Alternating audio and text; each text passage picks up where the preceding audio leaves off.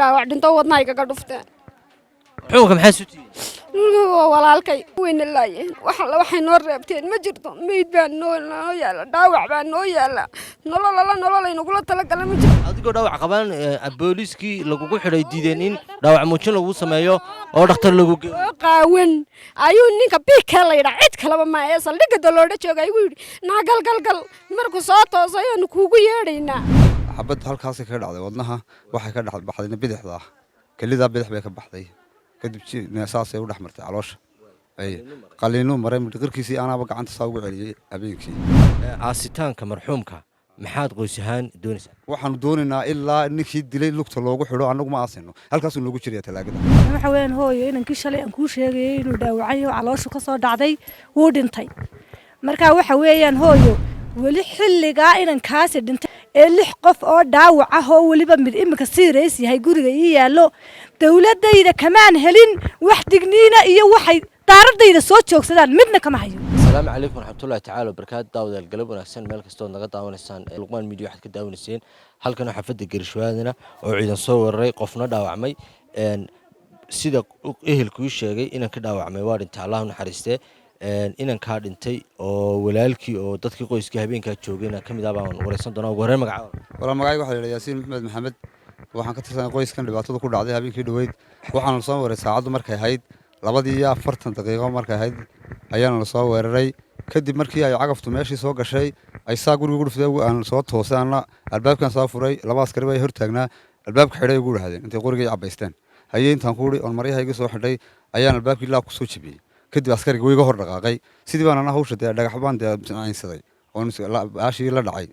cagaftii jiingada duminaysay kadib cagaftii way naga inaan kan marxuumka Allah naxariistay imka dhintay ayaasna gurigiisa ka soo baxay labadeeda ku kulanay markaanu dhowr dhagax ku jibnay cagaftii ayay cagaftii dib u noqotay reefad bay gashatay halkaasay dib uga noqotay kadib markii ay dib uga noqotay ayaanu sidaa u yar daba yaacnay ciidan baa rasaas nagu soo furay dabeetana waxay ku dhacday inaan kan imka dhaawac dhintay ee walaalkay nooga weynaa marka kadibna sidii baan isaga ula cararnay dhakhtarka kula cararnay wixii ka dambeeyay markaa dumarkii joogay baan sii waraysan doonaa laakiin aanu dhaawacaan qaaday oo xagga dhakhtarka ayaan kula cararay markiiba inanku ay ku dhacday qof baa qoyska laga imika 5 qof baa laga xidhay shalay wala sida 5 qof wala sii gaayay 5 dhaawac la 3 baa laba dhaawac ahaa inanka xabadu see ugu dhacday mar haday aad qofkii qaaday ahayd xagee xabad halkaas ka dhacday wadnaha waxay ka dhex baxdayna bidixda ah kelidaa bidix bay ka baxday kadib saasay u dhex martay caloosha qaliinuu maray qirkiisii anaaba gacanta saa ugu celiyey habeenkii halkaasaan kaga celiyey iska shalay hooyaan wareysanay family waxa la ciidanka booliska meesha yimid ma ciidan booliska meesha yimid mise ciidan shacab oo cid kale ma ciidan boolis oo far badan baa yimid sida xaqiiqada aan ku helay ciidanka halkan noogu yimid waxa yimid 5 askari soddon baa ahaa ciidanka dawladda hoose 25 waxa laga keenay taliska guud marka taliska guud amar taliyaha ayaa caawimo la weydiistay taageera la weydiistay buu saasan ku soo bixiyay taliyaha qaybta ayaa yiri caawimo la weydiistay kadib 25 askari baan ku daray buur aasitaanka marxuumka maxaad qoys ahaan doonaysaa waxaanu doonaynaa ilaa ninkii dilay lugta loogu xidho annagu ma aasino halkaasuu noogu jiraya talaagada aan sharciga u marno ayaanu rabnaa ma garanaysaa miyaan la helay cidda xabadda riday ee ku dhufatay isaga shakhsiyan ma loo garanayo ma shakhsiyan looma garanayo ciidan boolis ahaan baa loo garanayaa see lagu heli karaa baadhis dawladda taa ku shaqeeya magaca ma hadli kartaa dhaawacyaa kaa muuqda sidee wax kuu gaaray walaalo alxamdulilah rabbil caalamiin 5 nin oo askariya bay dileen aniga meel wala kasta way ugu dhufteen qori dabadii waxaan ahaynay lama dhicin haddana alxamdulilah laakiin waxaan idinka codsanayaa inay noo soo qabataan maayir ku xigeenka khadar iyo baalig iyo ninka dawladda hoose haysta degmada haysta maayir cismaan iyo waxaan doonayaa inay nuur ismaaciil mahdi 3 nin oo naloo soo joojiyo baan anagu qancayna nin kaleba uma baahan iyo kii wax dilay wala waxay sameeyeen wayna laayeen waxay noo reebteen ma jirto meyd baa noo yaala dhaawac baa noo yaala nolol inagula talagala ma jirto ilaa 15 ilaa malinka maanta wayna haysta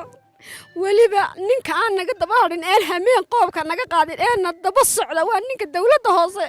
haysta ee cismaan ka ku xigaana waa khadar maayir ku xigeenka ka ku xigaana waa nuur ismaaciil mahdi saddexdaan nin dhiiggay naga yareeyeen oo dhiiggay nala qaybsadeen oo noloshayadii way nooga been oo daaradayadii bay nagu haystaan oo dhulkayagii bay nagu haystaan aniga jilbu way xanuunayaan gacanta way xanuunaysaa madaxa 4 qodob baa lay tolay intaan 4 askari bay dilay 4tana weliba xadhig baa laygu daray aniga waxaan guri dhiigu idaaya weliba xadhig laygu daray oo waxaan ku dhaayada aan garanaya saldhiga daloodho anigoo garanaya askarteedu ay dileen ayay dhahdeen kumanaan dilna dawladda hoose ku wadatay anaga ku wadanay anaga waabaan ku naxna waabaan ku toosnay ayagoo aan wada garanayo ay ku jiraan oo saldhiga daloodho horta saddexan wajiyadooda garanayo ayay waliba igu dhahdeen dawladda hoose ku wadatay anaga waabaan ku toosnay oo aan dhiiga ay qoray igu dhahdeen mama waxaan ku tusaynaa markuu yimaado ka meesha haysta adigoo dhaawac qabaan booliiskii lagugu xidhay diideen in dhaawac muujin lagu sameeyo oo dhakhtar lagu geeyo qaawan ayuu ninka biika la yidhaa cid kaleba ma ee saldhiga daloodho jooga igu yidhi gal markuu soo toosay aan kuugu yeedhaynaa kan cuna meesha haystaa dambi baadhana weliba biikaybu oo qaawan oo mura ayuu saldhigay geeyey oo igu yidhi gal guriga markaan guriga kacay igu celiya gurigayga ku geystay ma askarta habeenkii dhow guriga timid askarti baa ii geysay oo ila dhacday oo ay dishay oo nolol iigu tirtay marxuumka maxaa sutiyay walaalkay uu dhaawac dhinto wadnaha kaga dhufteen ilaahay samri ma naga siiyo idinkan ilaahay haydii gal maanta tani ma dhicin hore u dhacdo wax kala qabtaa la waayay inaan kaasi dawaad arkaysaa hooyo wadadaas u dhaxaysay wadada anigu intaan arkayayna dareerkaas uma deganaa meeshaas way xeernayd halkan baan deganahay anu jaarka in fogeyn 8 saneen arkayay inaan kaasi xabada imika bilihii ugu dambeysay maalin walba sida dhagaxu ku soo shiidayay dadka cidna may qabanaynin halka waka gurigiisii maalin walba uu ku soo shiidayay xabada waa ina Ismaaciil Mahdi weeyaan waxa weeyaan gurigiisii waka aydo dabadeetana aniga inaan walaashay oo agoon yar halkan ku haysata oo jiingada degan xitaa cisho dhaweyd dagaalkii ka dhacay isagu huriyay waa lagu dilo alaanaga dhagtaas u maarkaysid ayay wax u liidataa deeda anagu waxaanu arkaynaa dad wixii ay 8 sano doonayeen unba maanta dhacay waxaan wax cusub mu ahayn dhibtay geysteen waad arkaysaa wax leeyahay dumar halka taagan way dhaawacan yihiin dib baa jirta dhaawac baa jira waxantay burbur baa jira dhimasha jirta wax kasta waad ogtihiin hadii waxba laga qaban waayo casarka anaga wax ka qaban doona dadkan anagoo jaarkiya iyo wax ka qabanayna hooyo wariyo waad mahadsantahay hawsha halka ka dhacday waad aragtaa cagafta halka xaafadda 3 habeenimo lagu baabiyay waad aragtaa magaala la dagaalamay hawshan waxa geystay khadar ina ka yaree maayir ku xigeenka meydka talaagada maanta loogu jiray isaga u dhimanay gurigiisana waanu naqaanaa 24 saacadood intay ka soo wareegtiin hadii war degdeg dawladdu naga soo siin weydo wallahi gurigiisaan u daadan oo billahi gurigiisaan u daadan amarkan isaga soo bixi Chinese-ka maayirku ka faa'iideystay qalin biiro yar buu ku soo saxeexay wax $10,000 in la qaatay baa xitaa loo sheegay oo laaluusha oo ciidanka lagu fangaray oo cagafta lagu laaluusha Chinese-ka maayirku maqnaan inuu ka faa'iideystay waan naqaana khadar mooyaane cid kaloona anagu u raacayna meydku 20 cishaad 50 cishaadii ka soo wareegto meydku talaagadu noogu jiray waxa wallahi oo billahi oo tallahi inaanu khadar lugta ugu xidhina wallahi yawri hadal intaas iga dhig bismillaahir rahmaanir rahiim waxa weyn hooyo inankii shalay aan ku sheegay inuu dhaawacay oo calooshu ka soo dhacday wuu dhintay marka waxa weeyaan hooyo wali xilliga inankaasi dhintay ee 6 qof oo dhaawac ah oo waliba mid imika serious yahay guriga ii yaalo dawladayda kamaan helin wax digniina iyo waxay daaradayda soo joogsadaan midna kama hayo ma garatay marka waxa weeyaan anu aniga kurkursanayo dhabarkan ka jabanahay gurigaygina waka wax garowshada dawladda wali kamid ah kama hayo wax garowshada dawladda kama hayo wax digniino halka ii yimaadana ma hayo marka meydkaygina waka talaagada ku jira waa ka rasaastii layla dhacay waa taa rasaastii layla dhacay waa taa waxa weeyaan intii daaradayda aan ka qaadqaaday waliba weeyaan tiinkada duntay horteeda intii aan ka qaadqaaday waliba weeyaan marka waxaan doonayaa waxaan idin leeyahay aniga meydka iigu jira talaagada ee aqalkayga habeen madow la duminayay u dhintay ee ku dhintay ee 5 qof oo laga soo saarayna waxaan ku la xidhay ee si xun loo dilay aniga iyo inantaydiina madaxa la isku kaayo xidhay ee halka waxaan ku lana jiiday sidii waxaanu meydnahay ama adhigi la iib geynay aanu nahay baa inta cunaha la naga wada xidhay lana jiiday oo timahayga anoo da'daas oo ciro leh intuu ina yar faraha saa u galiyay oo timahayga iyo timihii inantayda isku xidhay ayuu halka i jiiday marka waxa weeyaan Soomaali Maxamed laguma arag reer Sheekh Saxaaqna laguma arag waxa weeyaan tu maanta u horeysa oo u horle yaan leeyahay anigu ciidanka dawladda hoose khadar baa noo soo adeegsaday marka waxa weeyaan ninka khadar kama dambaynayo Naasir kama dambaynayo lugta la iskugu xidhaya oo wallaahi ragna uu dhaartay ana waan dhaaranaya أنا واحد عبد السميع عثمان علي نقدر واحد أحمد ناصر عثمان علي ستح هولالك